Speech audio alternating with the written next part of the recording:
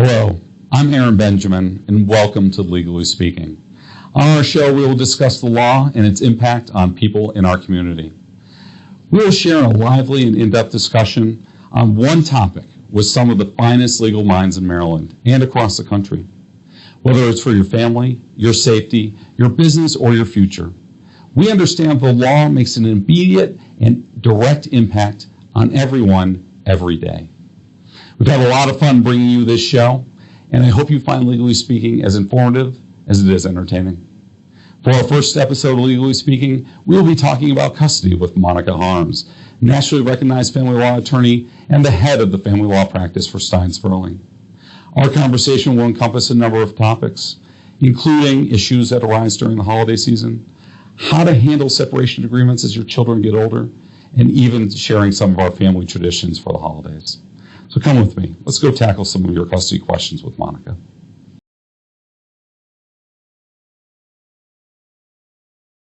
Welcome. I'm Aaron Benjamin, and I'm really excited to be with Monica Harms. She's a partner here at Stein Sperling and the head of our family law practice. We're going to be talking about the holidays and custody. And right now, Monica, everything is crazy for everyone. I know for me and my family, just traveling, getting everybody in the same place at one time, the logistics are nuts. How does someone who's now entering the holiday season for the first time as a separated couple feel?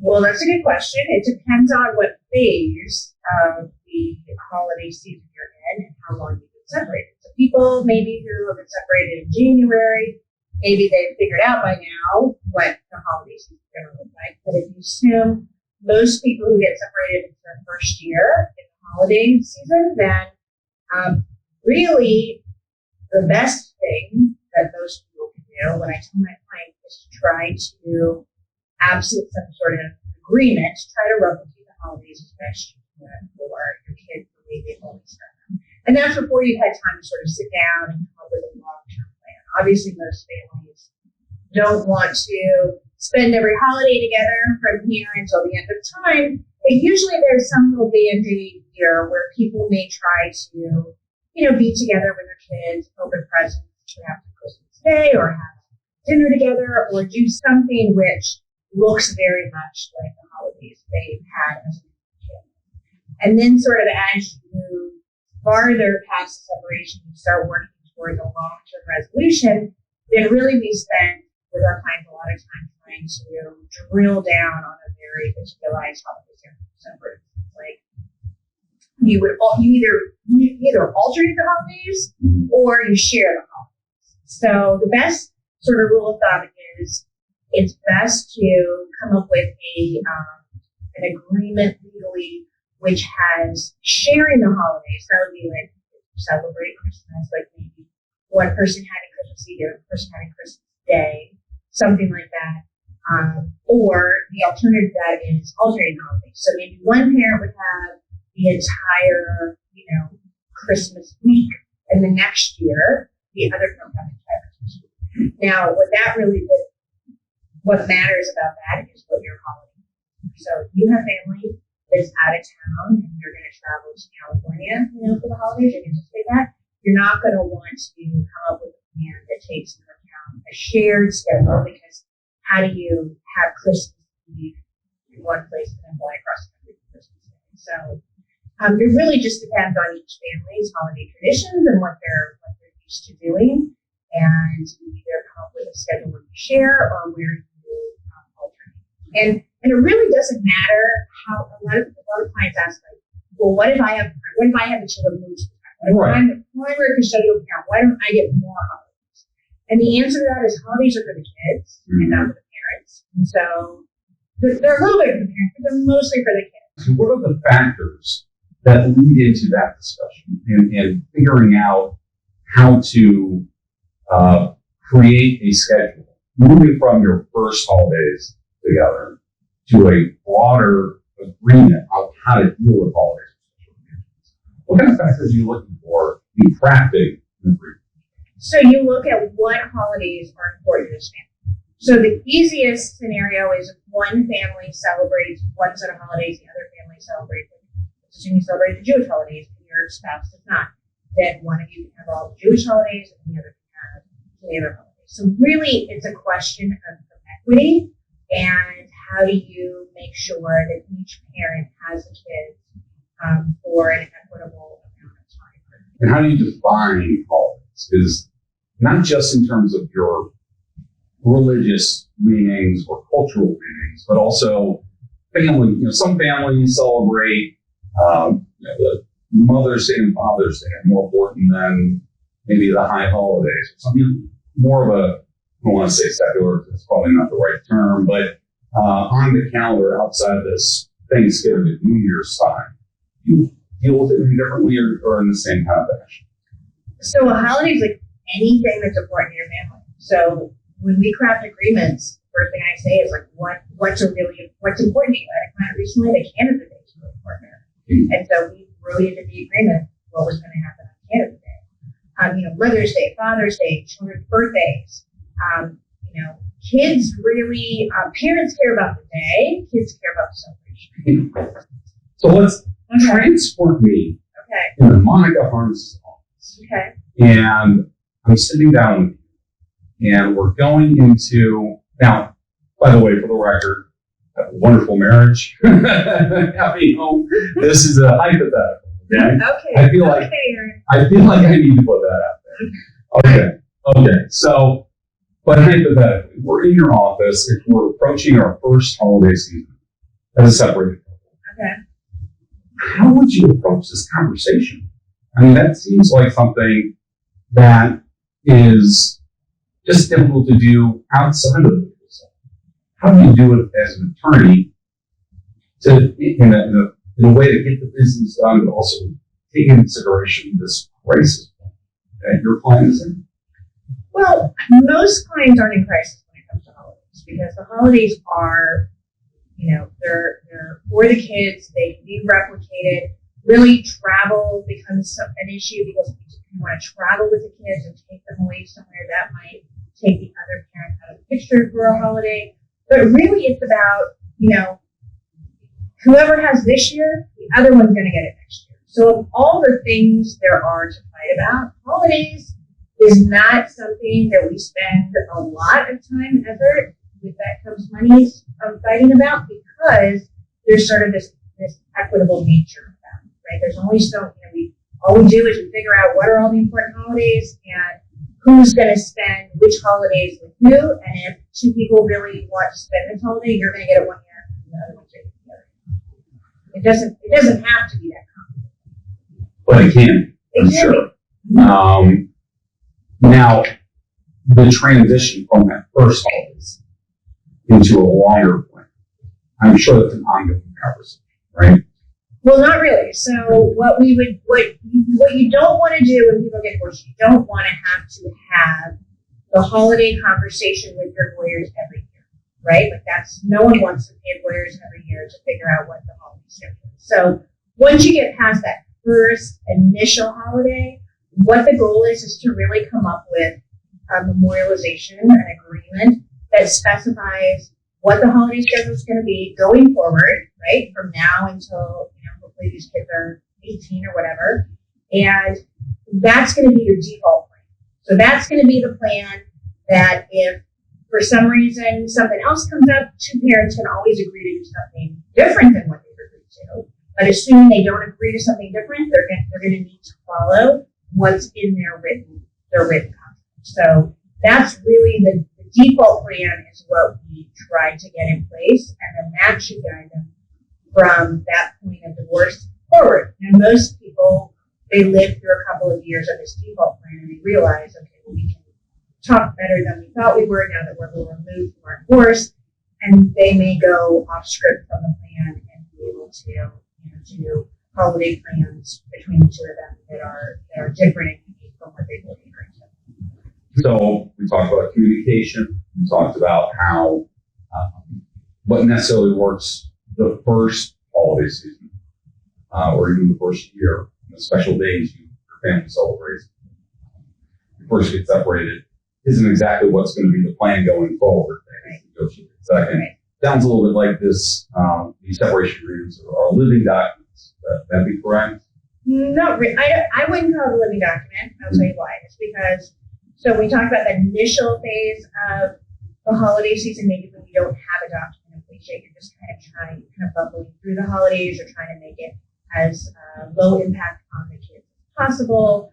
And with that comes this sort of idea. Sometimes people are still living in the same house together when you're negotiating a separation. So we call that a nesting agreement if they are occupying the same house at different times. So some kids are in the house while the parents are out of the house, and then the other parent comes in the house and the other parent leaves. So, like a bird and a nest, and the mom and dad bird, or mom and dad, or dad bird coming back and forth to the nest.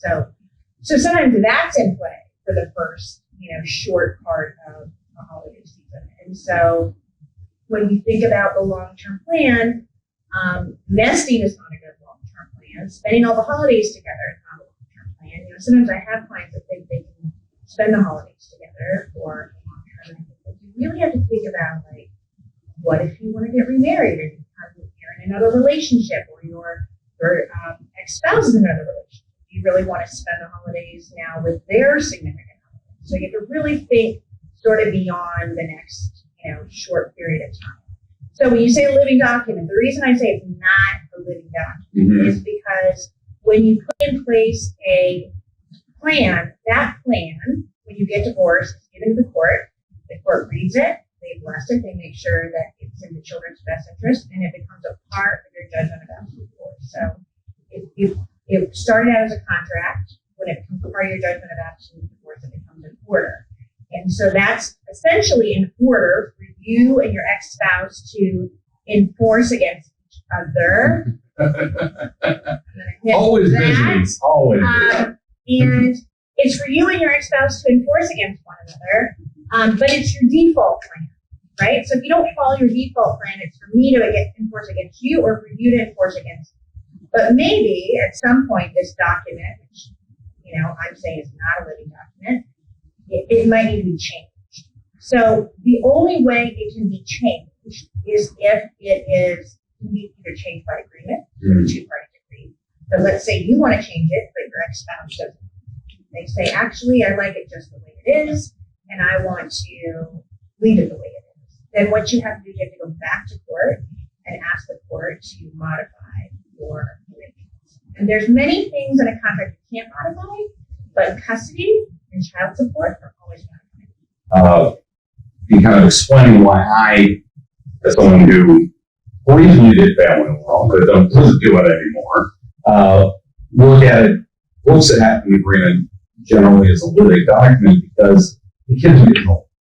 The kids are going to have different interests. Their holiday plans are going to evolve or devolve depending on what stage they are as a teenager. How does that come into play? So an experienced family law lawyer does two things. They try to anticipate what issues might come up for this family, but we don't have crystal balls. If we did, we could make perfect agreements, but since we don't, we have to anticipate what might be an issue, but we have to also make it as durable as possible. So for instance, I wouldn't put in an agreement, spend a lot of time negotiating and drilling down on details about, the schedule for, you're going to take the child to Hebrew school on this day, and you're going to pick up the child from Hebrew school, because maybe the child's not going to Hebrew school much longer than another year, right? So you have to think about things in terms of a much wider lens, okay? So this 4-year-old is going to be, 9 and then 12. I mean, what issues might come up? So they have to be broader. They have to be durable. They have to sort of withstand time in a way that makes them relevant, not just for this year and next year, but for the years going forward. The other thing you can do is you can phase it out.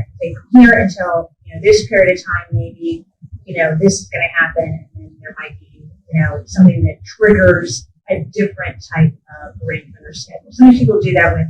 Give me an example of that. Yeah, like summer vacation. Like maybe you have a 1-year-old. Maybe the 1-year-old lives primarily with one parent, and so the other parent obviously wants to take a vacation with the child. Maybe the child wants to, thinking down the road, taking a child away, who's 6 or 7 or 8 or even 4. Each child is different, but taking a child away for a week or 2 weeks is a totally reasonable request in the summer. Maybe not if the child 1 year old has never been away from the primary caretaker for more than a night, right? So there may be circumstances where it's not developmentally appropriate to have the same type of schedule in place for a child who is a toddler versus a child who is, middle school or high school. Yeah, I think it's probably prudent to talk about what happens when you disagree.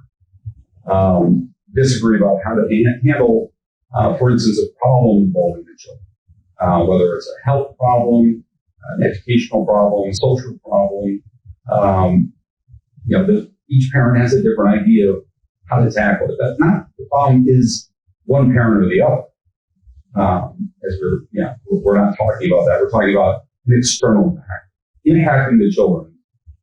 How do you tackle that? Because it sounds like, from my point of view, when someone kind of knows a little bit about this, it almost feels like or you're not. Something that just how do you do that?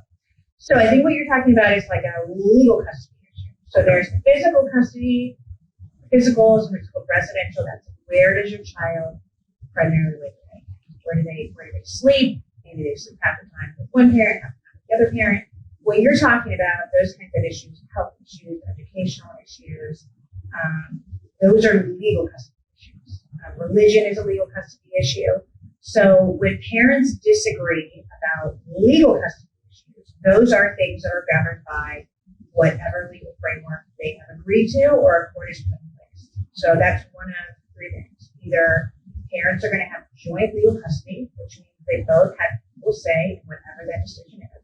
So you may be a parent that has your kid primarily sleeping at your house, but when it comes to legal custody issues, the other parent may have exactly equal say. Okay? Then the second type of legal custody is where one parent has sole. That's where they have the right to research and decide and make all those. Maybe there's an obligation to tell the other parent, but they don't have to get their input. They don't have to. They can just decide what's going to happen. Then the third is kind of a hybrid of those two. It's called joint legal with final decision making authority. So that would be if you and I were married and we disagreed about where our child was going to go to school. You thought the child should go to one place, I thought another place. It would be an obligation for us to talk about it, to try to resolve it. But if in our agreement or our court order, you had final decision-making authority, after you jumped through the hoop of trying to work it out with me, you would have the right to make the final decision. When dealing with these kind of legal custody situations, is it normal or have you experienced couples looking for a third party arbiter between them when dealing with it? Is that something that happens at the beginning of separation, something to go to when you get to, a kid moving into a new level of school from high school to college or middle school to high school? Or is that just something that people don't quite know? Sure. So we call them parent coordinators. There are some parent coordinators that are lawyers. There are others that are mental health professionals.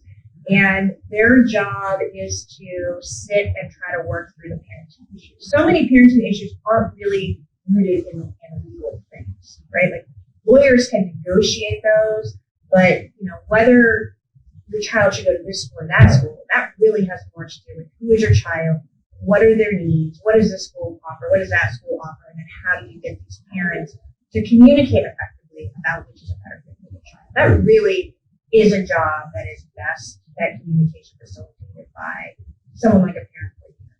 What you don't want to do, and what isn't really supported in the law, is delegating that decision to a third party. Because at the end of the day, these two parents, they are the parents, and they should be making the decision and not a third party. So that reminds me of something that I've always been intrigued about, because it's almost like the mind reading or the tea leaf reading aspect of family law. And that's how do you anticipate the needs of the child after they turn 18? And you include that into the agreement, paying for college. If there are family funds that are going to flow through to the child or one of the parents, but one parent thinks, maybe they should be a little bit older, 25, 30 before they get in. The other parent thinks, as soon as they're 18, their hands off. Is that something that's contemplated at some point in the process of custody and support? So no one has the legal obligation to support their child beyond the age of 18. So a court can't order, college education. They can't order, the child support be paid beyond 18 and male. And however, they can enforce an agreement. So in an agreement, if you anticipate that, maybe there's a wedding this year, and you want to make sure that each parent has a really clear understanding of how to live and afford it for the child.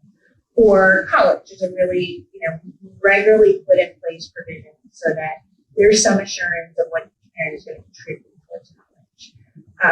You have to be careful as lawyers because you don't have a legal obligation to contribute towards college. What you're creating for your client when you put in a provision like that, you're now creating a legal obligation for them that they didn't otherwise have. Right. So you have to be very clear about what the law is, what would happen in the absence of an agreement, what may happen with that agreement in place, and make sure that they sort of understand.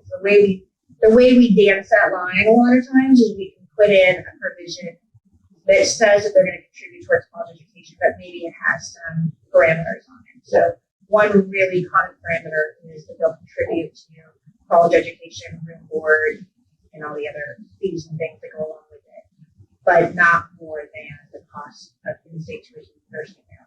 That puts in place some parameters. Now, they can always agree to pay more, right. They can always decide to do something else, but that doesn't now obligate your client to send the child to, and maybe they're not going to college for 15 years, right? So I was going to ask, you put a time limit on that too, like 4 years? College is college, right? So, the time limit for how long you pay for college, you can, we put in there that, 4 years of college, you can put in that they have to maintain a certain grade point average. Oh, yeah. You have one parent who says, well, I'll send them to college, but they're not doing very well in high school. I'm not sending them to college if they're going to just, have a vacation. I want them to actually, be part of the success of their college experience. So we can put all of those things in there, but it's a little different analysis than when you're talking about under 18 child. One is a legal obligation a parent has. The other is sort of trying to come up with a framework where both parents understand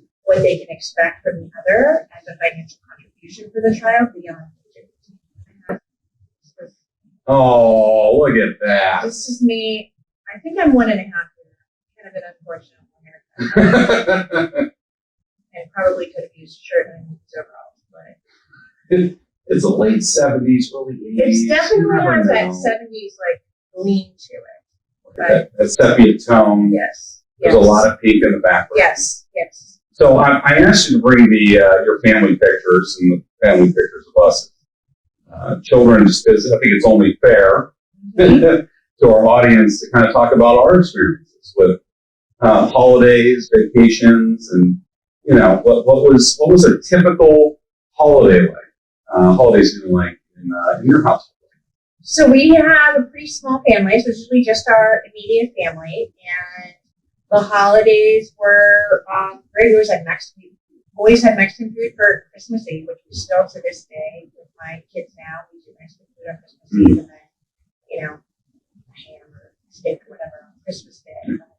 I try to, as a parent, I try to replicate some of the stuff that to me was memorable. Right. So Mexican food on Christmas Eve was memorable. My mom used to always do this thing too on Christmas Eve, where she would, in her bedroom, wrap most of the gifts on Christmas Eve. So we would away from you, but we would sit outside her bedroom door and wait. You knew what was going for on the gifts to come out. She very deliberately would have one for me and one for my sister, but we would sit there for hours while she wrapped. I thought she needed to create this exciting momentum. As a parent, now I realize she waits the last minute, just like I do. Right. And so now I wait, and then on Christmas Eve, I spend hours and hours in a room wrapping, and then I put presents up outside the door, and the girls come and they get them, and they shake them, and they put them under the tree, and that's kind of, I try to replicate that. Sure. And the other thing that my mom always did, I don't remember my dad wrapping. I think my mom was doing the wrap in our house, but my mom, because she would wrap so many gifts at one time, she would mix up a lot of gifts. So on Christmas morning, we would open things and be like, "That's not for you, that's for you." And so that I always remember that as a kid. And so my mom is now spending the holidays with us this year, and she's been doing a little bit of wrapping for me. And she's already mixed some things up where the labels are wrong, but we're not totally sure. So it's very reminiscent of my childhood, where that brings you right presents back, right? are real surprises. Because none of them that you open up with your name on them aren't actually for you. Thanks, Mom. It's a neat brace. Yeah. Oh, I think that's for Dad. Yeah. Sorry. Yeah. So that was it. We had small, simple, really special holidays. Yeah, that's those traditions, you know, that carry forward. It's just in this conversation, that's 3 generations. Of forgetting who's getting what. Right. You know, that's really, you know, and it's those little picadillos in every family's holiday celebrations. Really. What were yours? Well, I come from a mixed religious background. My dad's family was Christian, my mom's family was Jewish, which was fantastic for all of us. I mean, it was starting from Hanukkah all the way through to the next year. It was what kind of present we get today. And then, of course, that as we got older, it got streamlined into maybe one day. It finally went on Christmas Eve. That was be close enough to Hanukkah that we get, put some blue wrapping paper on one of the presents. My mom was very anti getting a tree, not because there's anything wrong with a Christmas tree. In fact, we always would take a drive around the suburbs of Chicago, as anyone who has seen the major motion picture National Lampoon's Christmas Vacation can tell you.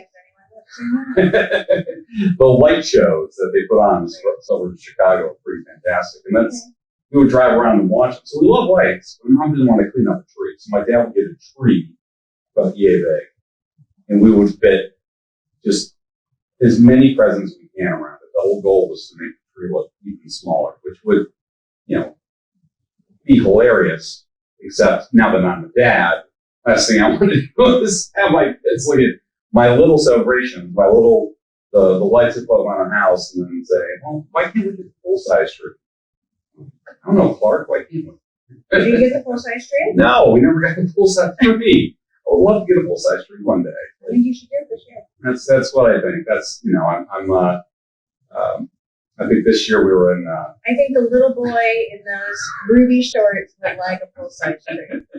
I'm not really sure why I would need cargo shorts, unless it was to put gummy bears in. I'm not really sure.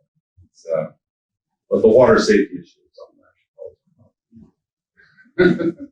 Well, thank you for coming. Thank you for having me. It's been a real pleasure. Happy holidays. Happy holidays.